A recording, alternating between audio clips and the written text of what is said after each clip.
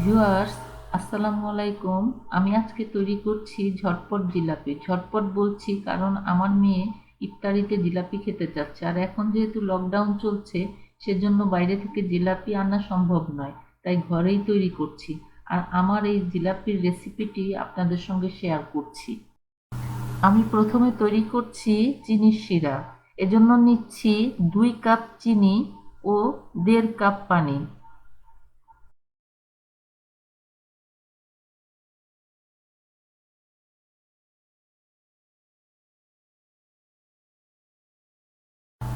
চিনিটা গলে গেলে দিয়ে দিচ্ছি কয়েক ফোঁটা অরেঞ্জ ফুড কালার। এতে জিলাপির রংটা সুন্দর আসে, তবে এটা অপশনাল, না দিলেও চলে।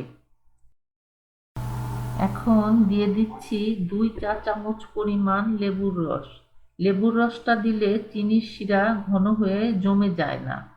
আমার চিনির শিরায় অনেক বাবল উঠে গেছে, এতে মনে হচ্ছে শিরাটা হয়ে গেছে। আমি এখন একটু চেক করে নিচ্ছি। শিরাটায় যদি স্টিকি ভাব এসে যায় তাহলে বুঝতে হবে চিনির শিরাটা হয়ে গেছে। ভিউয়ার্স, চিনির শিরায় একটা স্টিকি ভাব এসে গেছে। এখন চুলাটা বন্ধ করে একটা ঢাকনি দিয়ে প্যানটাকে ঢেকে রাখবো, কারণ ঠান্ডা হয়ে গেলে জিলাপি ভালো হবে না। এখন তৈরি করছি জিলাপির ব্যাটার। এজন্য নিচ্ছি 1 কাপ চালের গুঁড়ি, 1 কাপ বেসন, 1 চিমটি লবণ ও 1 চিমটি বেকিং সোডা। সবকিছু ভালো করে একত্রে মিশিয়ে নিচ্ছি। এখন দিয়ে দিচ্ছি 1 কাপের একটু বেশি মৃদু গরম পানি। ব্যাটারটাকে হ্যান্ড বিটার দিয়ে গুলিয়ে নিচ্ছি। আমরা চাইলে হাত দিয়েও গুলাতে পারি। আরও একটু পানি দিয়ে 5-6 মিনিট গুলিয়ে নিচ্ছি। ব্যাটারের মধ্যে কোনো লাম্পস থাকবে না। ভিউয়ার্স, লক্ষ্য করুন আমার ব্যাটারটা একেবারে স্মুথ হয়ে গেছে, কোনো লাম্পস নেই। উপর থেকে ফিতার মতো পড়ছে। হয়ে গেল আমার ব্যাটার তৈরি। আমি আজকে একটা সসের বোতল দিয়ে জিলাপি তৈরি করব। বোতলের মুখটাকে উপরের দিকটা একটু কেটে নিয়েছি, কারণ বোতলের মুখটার উপরের দিকটা একটু চিকন থাকে। বোতলটাকে ফুল করে আমি ব্যাটার ঢেলে নিচ্ছি। বোতলের মুখটাকে ভালো করে টাইট করে লাগিয়ে নেব।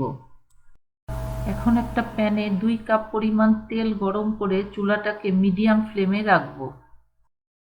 বোতলটার মাঝামাঝি একটু চাপ দিচ্ছি। ব্যাটারটা বের হতে শুরু করলে 3-4টি পেঁয়াজ দিয়ে প্যাঁচের শেষ অংশ জিলাপির উপরে তুলে দেব। এতে জিলাপির প্যাঁচটা আটকিয়ে থাকে। আর যদি প্যাঁচের শেষ অংশ পাশে রাখি তাহলে জিলাপির প্যাঁচ ফাঁকা ফাঁকা হয়ে যাবে, এতে জিলাপি দেখতে ভালো লাগবে না।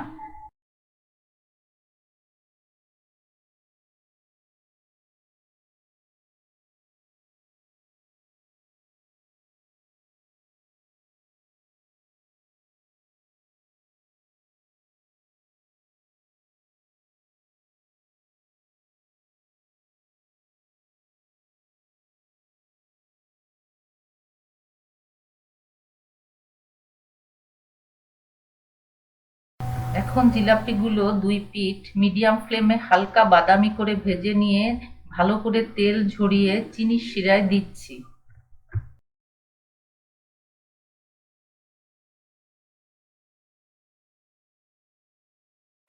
চিনির শিরায় জিলাপিগুলোর 2 পিঠ মাখিয়ে 30 সেকেন্ডের মতো শিরার মধ্যে রেখে তারপর তুলে ফেলব।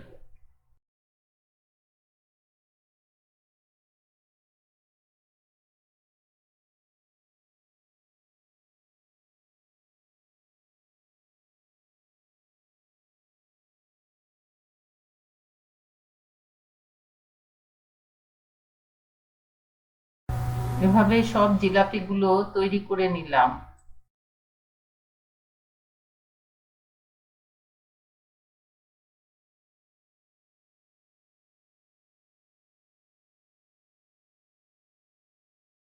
ভিউয়ার্স, আমার জিলাপিগুলো খুবই মুচমুচে আর রসালো হয়েছে।